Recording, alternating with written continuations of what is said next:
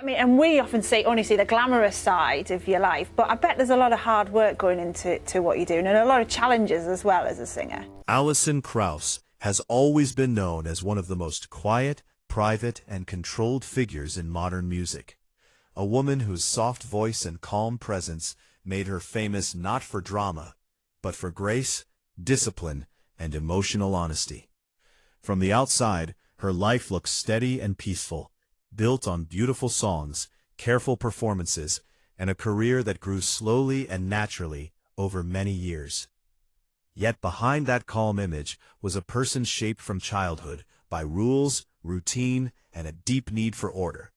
Someone who learned very early that control was not just helpful, but necessary for feeling safe in the world. Alison was born on July 23, 1971, in Decatur, Illinois, and grew up in Champaign in a household that valued structure, responsibility, and quiet support. Her parents were not professional musicians, but they believed strongly in giving their children activities that would build focus and character. Music entered Alison's life not as a dream of fame, but as a tool for discipline. When she was only 5 years old, her mother enrolled her in classical violin lessons, seeing the instrument as a way to teach patience, careful listening, and steady practice. At an age when most children were still learning how to manage simple routines, Alison was already learning how to follow instructions, repeat difficult exercises, and correct her mistakes. Every day brought practice. Every week brought lessons. Her parents made sure she stayed committed, but they did not push her toward attention or applause. Instead, they taught her that improvement mattered more than praise. This early balance shaped her deeply. Music became something serious and personal, not a performance for others, but a space where she could focus, control her feelings, and build confidence quietly. As she grew older, Alison became more comfortable on stage than many children her age, not because she loved attention, but because performance felt structured and safe. There were expectations. There was a clear path from effort to result.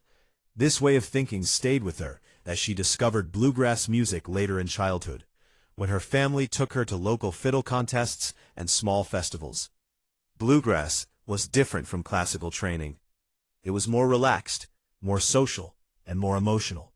People played together in circles, shared songs, and treated music as a living conversation. Yet even in this open world, Alison remained careful. She trusted her fiddle more than her voice. Playing the violin felt protected. Singing felt exposed. When she sang, people could hear her emotions directly, and that made her uncomfortable. Even though others noticed that her voice was special, clear, and full of feeling, Alison preferred to let the instrument speak for her. The bluegrass community welcomed her talent, and soon she was competing, performing, and winning contests against musicians much older than herself. By the time she was a young teenager, her skill was impossible to ignore.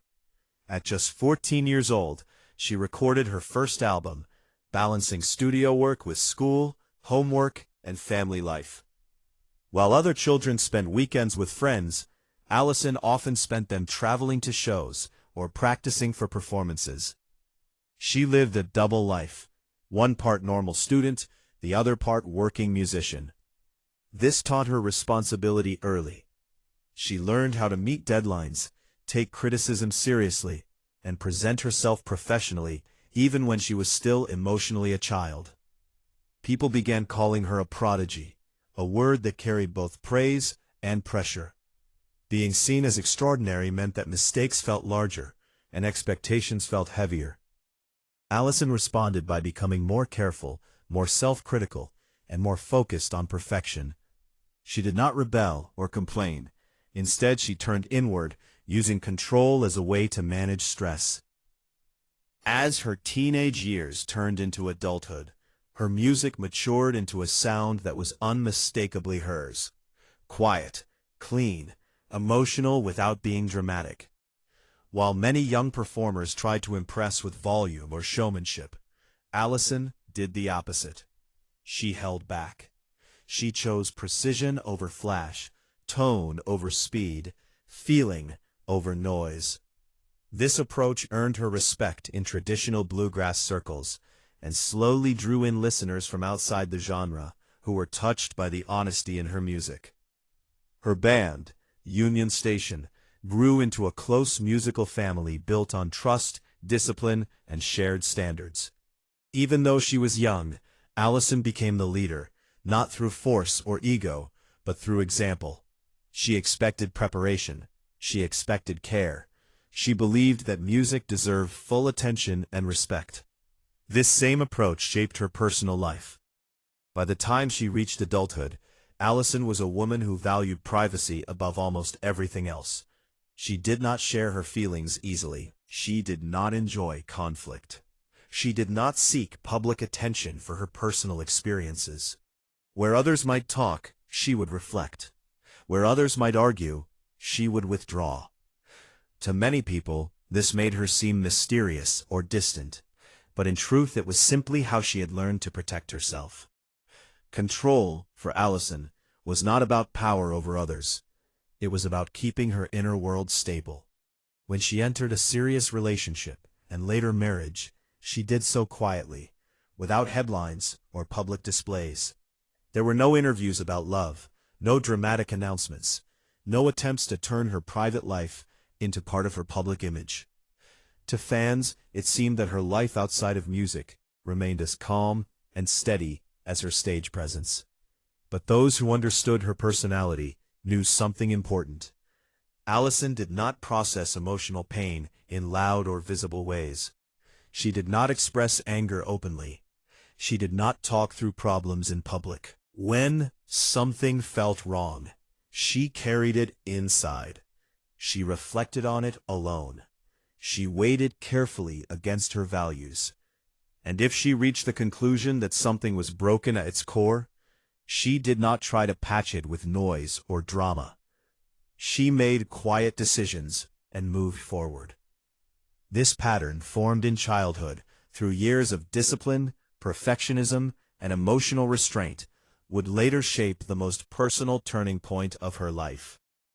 The same qualities that made her music honest and beautiful, her need for order, her respect for boundaries, her unwillingness to perform emotion for others, also meant that when trust or alignment was lost in her private world, there was little room for compromise.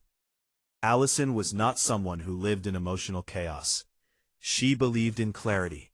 She believed in integrity. And she believed that when something no longer matched who you were at the deepest level, continuing simply for the sake of appearance was not strength, but a form of dishonesty. All of this was invisible to the public, hidden behind a career built on awards, quiet performances, and a voice that carried feeling without excess. Yet beneath the calm surface was a woman shaped by structure, responsibility, and an unspoken rule she had lived by since childhood. What you protect most carefully is not your image, but your inner peace.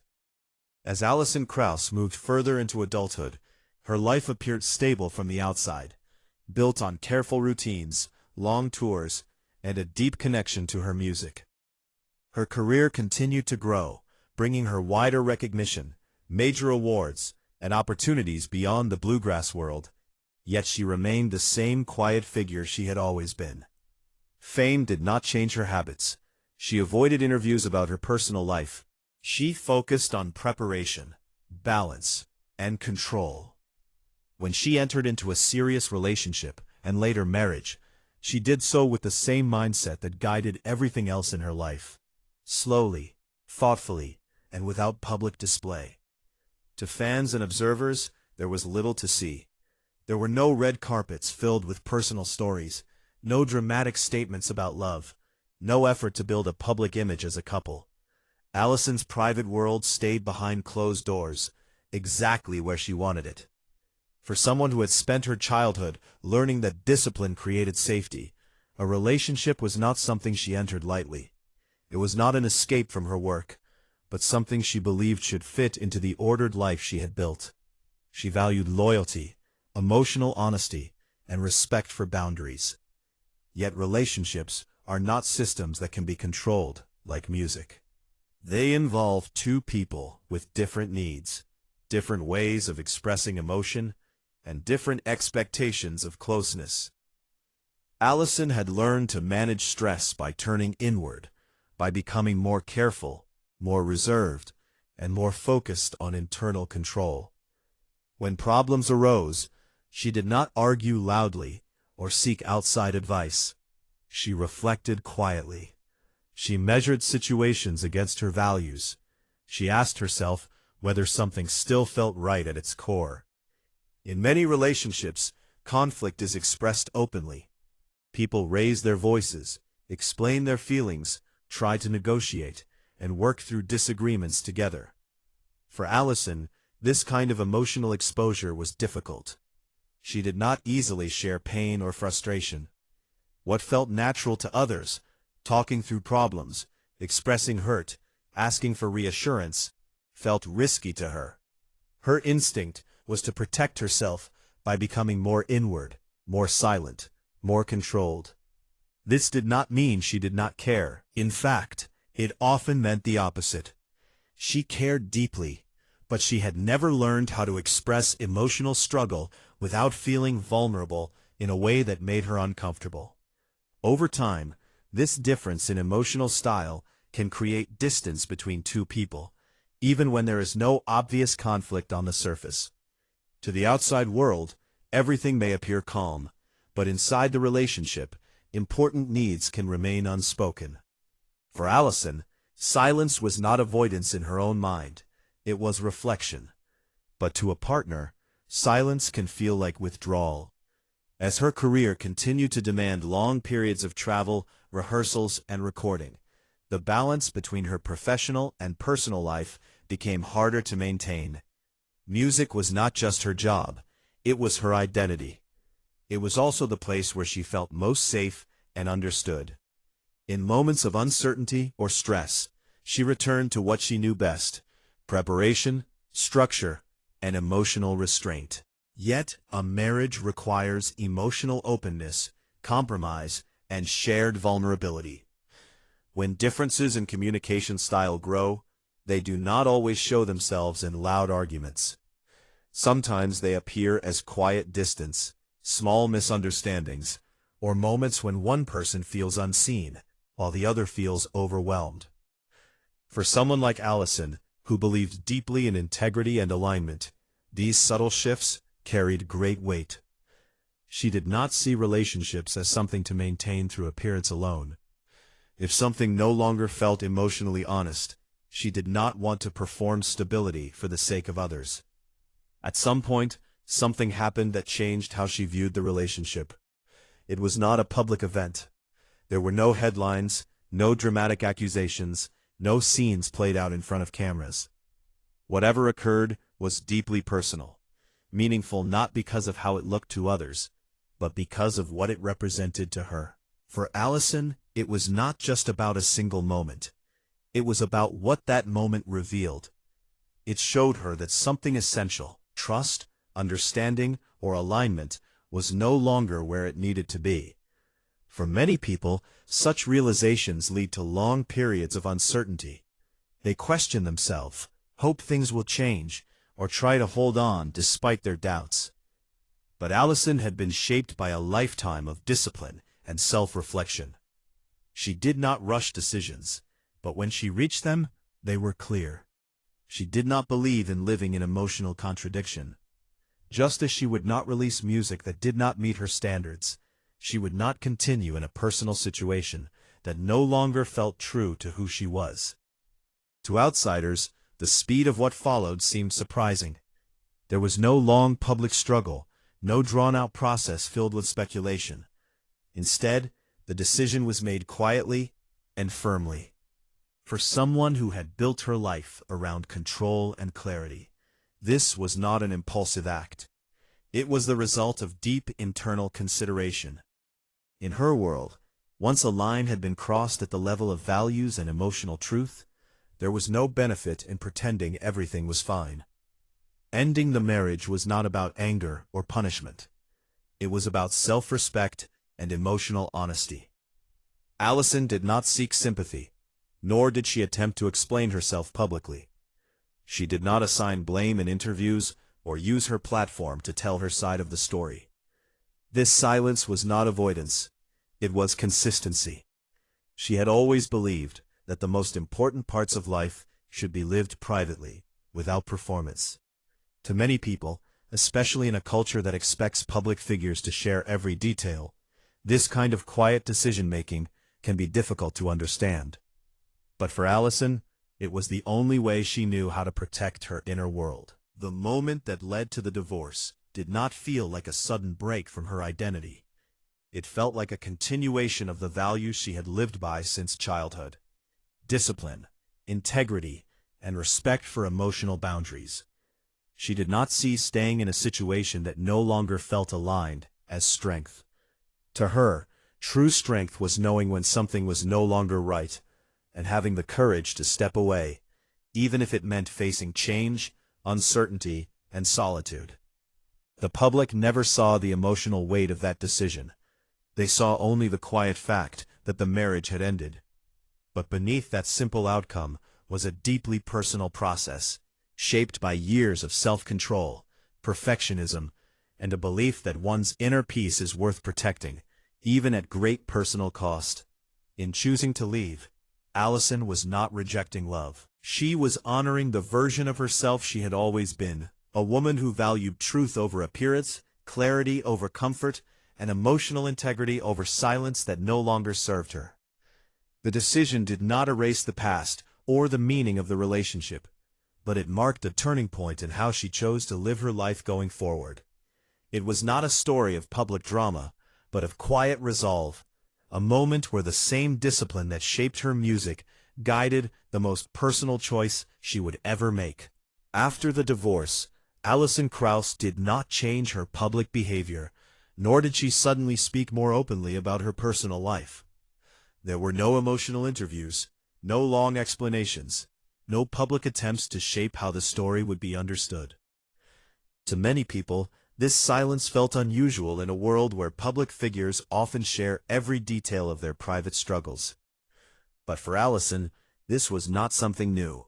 It was simply who she had always been. She had never believed that pain needed to be displayed in order to be real.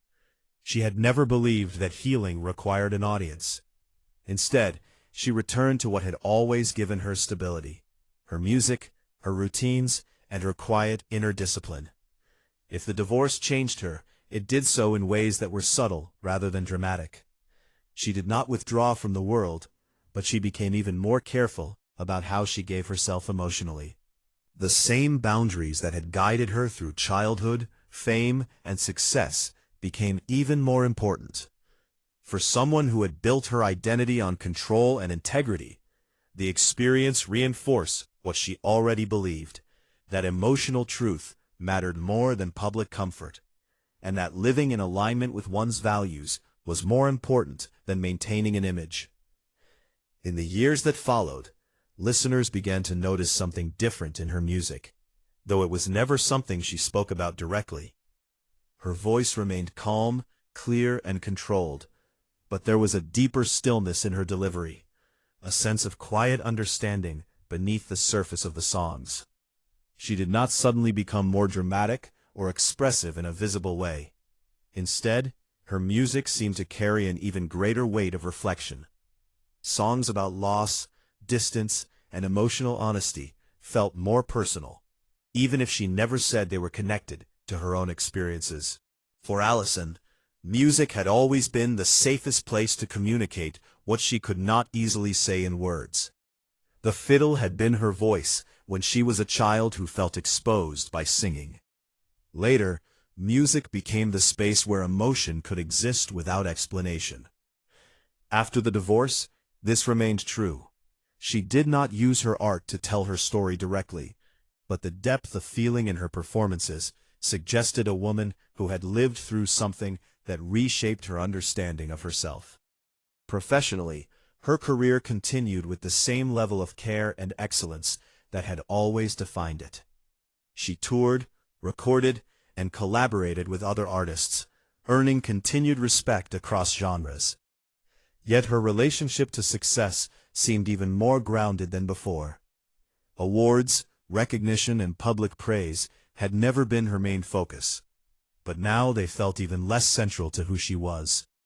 What mattered was the integrity of her work and the honesty of her inner life. The divorce had not made her bitter or withdrawn. Instead, it seemed to strengthen her sense of clarity. She had faced a moment where she had to choose between staying in a situation that no longer felt true and stepping into uncertainty. By choosing herself, she confirmed something she had learned long ago, that discipline is not only about maintaining structure, but also about knowing when to let go. Many people look at stories of separation and see only loss. In Alison's case, there was certainly pain, but there was also a form of quiet growth. She did not speak of the experience as a public lesson, but in her actions, one could see the outcome. She continued to live simply, privately, and with intention. She did not allow the end of her marriage to define her, but neither did she hide from its meaning. It became part of her life story, woven into the same pattern of reflection, restraint, and emotional honesty that had shaped her since childhood. To fans who followed her closely, her life after the divorce did not look dramatically different from before. That was precisely the point. Alison had never built her identity on external roles or public relationships. Her sense of self came from within, from her values, her music, and her understanding of what it meant to live truthfully. The turning point that led to the end of her marriage did not create a new version of her. It revealed, more clearly than ever, who she had always been. She was a woman who did not confuse endurance with strength or silence with peace. She believed that staying in something that no longer matched one's inner truth was not loyalty, but self-betrayal. And she believed that walking away, when done with reflection and integrity, could be an act of self-respect rather than failure. In a world that often celebrates drama, confrontation, and public emotion, Alison's story stands apart. There was no spectacle, no battle played out in the media, no attempt to control the narrative. Her response to one of the most personal challenges of her life was the same as her response to success, pressure, and fame. Quiet, thoughtful, and deeply personal. This is what makes her story powerful, even without loud moments or shocking headlines. The moment that led to her divorce was not important because of what others saw, but because of what it meant to her. It marked the point where she chose emotional truth over familiarity, clarity over comfort, and inner peace over outward stability. In doing so, she honored the principles that had guided her since she was a child, learning to play the violin. Principles of discipline, respect for boundaries, and a deep belief in doing what feels right, even when it is difficult. Today, when people listen to Alison Krauss, they hear a voice that carries both gentleness and strength. They hear music that does not demand attention, but quietly holds it. Behind that voice is a life shaped by careful choices, personal integrity, and the courage to protect what matters most. Her story is not one of public drama, but of private resolve. It reminds us that not all turning points are loud, and not all acts of strength are visible. Sometimes, the most powerful decisions are made in silence, guided by values that do not need to be explained to the world. In choosing to step away when something no longer felt true, Alison did not lose herself. She affirmed who she had always been.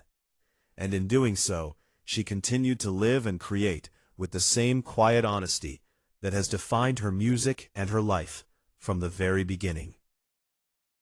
Alison Krauss became famous because of her talent, not because she wanted attention. From a very young age, she showed an incredible gift for music. People noticed her voice, her violin playing, and the deep emotion she could bring to every song. As she grew older, her skills only became stronger.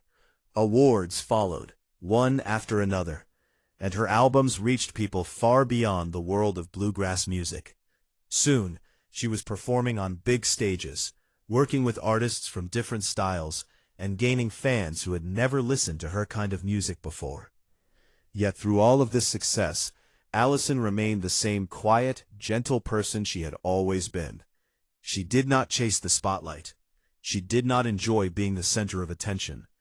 In interviews, she often spoke softly and carefully, sometimes appearing nervous, even when discussing major achievements. While many artists embrace fame, Alison never truly felt comfortable with it. For her, music was about expression, honesty, and connection, not about applause or headlines. As her career grew, so did the demands placed on her time. Touring became a regular part of her life. She traveled from city to city, country to country, performing almost every night. Days were filled with long drives, sound checks, rehearsals, and meetings. Nights were spent on stage, giving everything she had to each performance. After concerts came more work: recording sessions, promotional events, interviews, and planning for the next tour. There was little space for rest, and even less for personal life. In the studio, Alison was known for her high standards. She cared deeply about every detail. She chose songs carefully, worked on arrangements until they felt just right, and recorded her vocals many times until they matched the sound in her head. This attention to detail helped make her music special. She expected perfection from herself, and anything less felt like failure. As her reputation grew, so did public interest in her life outside of music.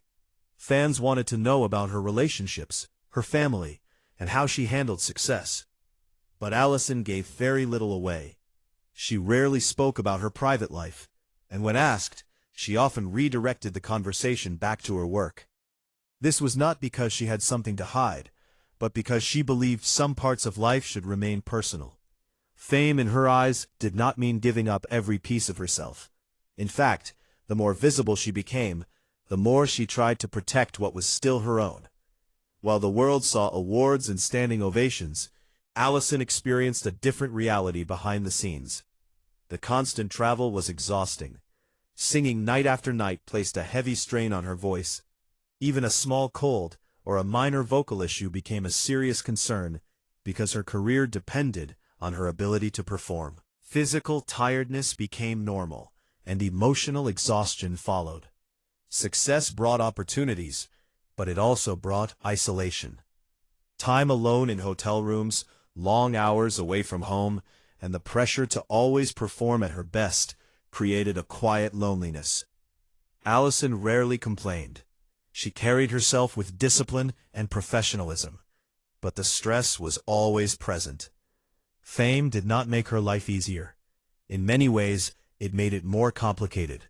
Her world became smaller, shaped by schedules, obligations, and expectations. Simple moments, like spending time with loved ones or enjoying ordinary life, were often pushed aside by work. Despite everything she had achieved, she never seemed fully at ease with celebrity culture. She did not enjoy red carpets, public praise, or being constantly watched. She preferred to let her music speak for her. Over time, the cost of success began to show not just in her health, but also in her personal relationships. The same focus and discipline that helped her build an extraordinary career left little room for rest, reflection, or emotional openness. As her career continued to rise, the sacrifices behind that success grew larger, even if most people never saw them. During this intense period of her life, Alison met Pat Bergeson, a musician who understood the world she lived in. Pat was known for his work as a harmonica player, guitarist, and songwriter. He had spent years in the music industry and knew what it meant to tour, record, and live with the pressure that comes with a performance-based career. Their connection did not begin with public attention or media coverage. Instead, it grew quietly through shared experiences, long conversations, and a mutual understanding of what it meant to be devoted to music. Both Alison and Pat knew the emotional highs and lows of life on the road. They knew the exhaustion after long shows, the creative frustration in the studio, and the loneliness that could come even when surrounded by people. This shared background helped them connect on a deep level.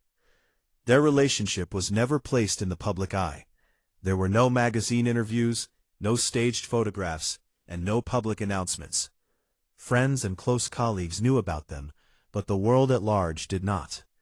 This privacy allowed their bond to grow without outside pressure or expectations. In 1997, Alison and Pat got married.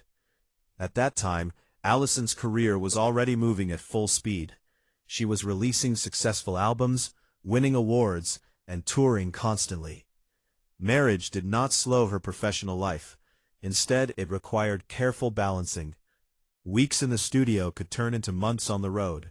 Time at home was often short, and when she was there, she was sometimes too tired to fully relax or connect. Pat understood these demands better than most people would have. He knew that music was not just a job for Alison, it was who she was. Because of this, he tried to be patient and supportive. Still, understanding did not remove the challenges. Maintaining a relationship under these conditions was difficult. Alison worked hard to keep her marriage separate from her public image. She did not talk about it in interviews or use it as part of her story as an artist. For her, marriage was not something to be shared with the world. It was personal and private. As her fame continued to grow, curiosity about her personal life increased. Fans and media wanted to know how she balanced love and success. Alison refused to satisfy that curiosity. She gave short answers or redirected attention back to her music. This choice protected her relationship from public pressure, but it also meant that any struggles they faced remained invisible to others. Behind closed doors, the realities of her career slowly began to create distance. Long tours meant weeks or even months apart. When Alison was home, recovery from travel and performance often took priority over emotional connection. Fatigue became part of daily life. The perfectionism that drove her work made it hard for her to open up about stress or vulnerability. Instead of sharing her worries, she often carried them alone. Over time, this pattern began to affect the relationship. Communication that had once felt natural started to require more effort. Small misunderstandings became harder to resolve. Routines changed as career demands grew, and the balance they had once found became harder to maintain. There were no public arguments or dramatic events, no scandals, no loud fights, no headlines. The strain was quiet, slow, and internal. Emotional distance can grow even in a loving relationship, especially when both people are under constant pressure. Alison's life required focus, control, and discipline. These qualities helped her succeed, but they also made it difficult to pause and address emotional needs.